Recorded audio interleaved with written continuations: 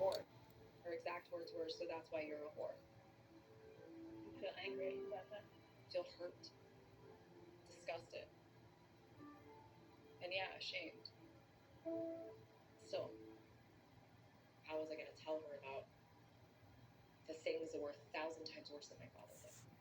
I had never told anyone about my father touching me. Of course I couldn't tell her. I didn't want anyone to know that I had been abused. But I had no choice.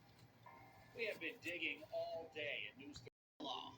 Any bit of evidence that had been collected in the case was released to the public.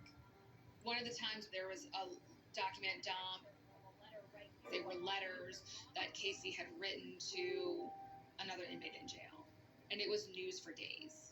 She says her brother Lee began sexually abusing her when she was 12 years old. She also writes she thinks her dad also used to do the same thing.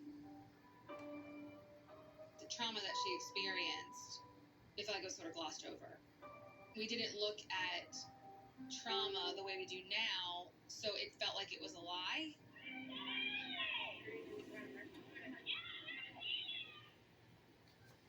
Everything was against her.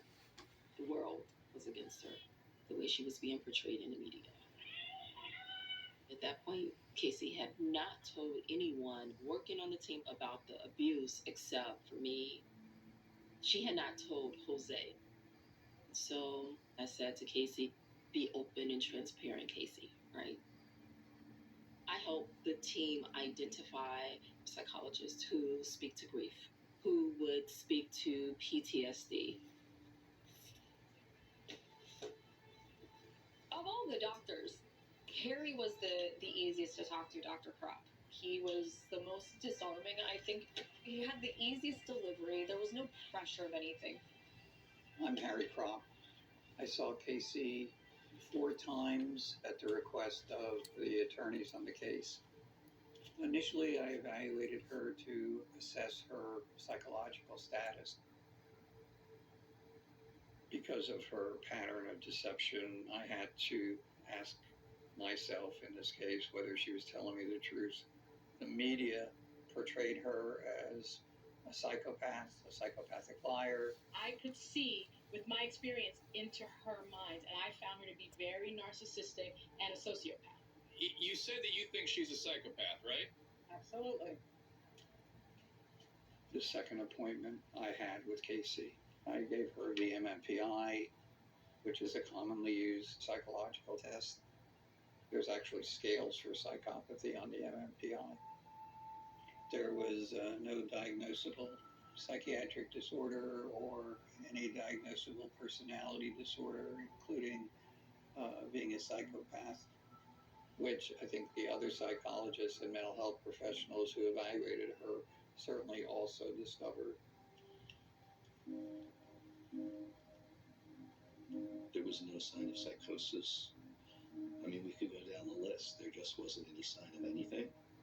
Not a sociopath. Not remotely. I'm joined by Harry Kropp. He is a forensic psychologist. Does she have what we call borderline traits or sociopathic traits?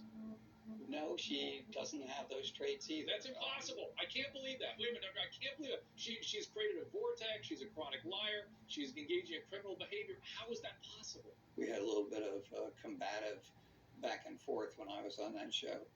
But bottom line, she didn't have those type of disorders.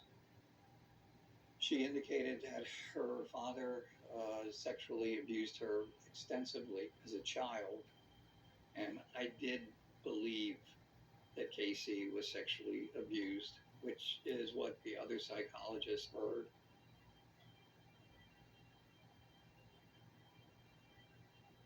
The testing shows these intrusive images that she has under stress or when she talks about the sexual abuse. She was fairly detailed.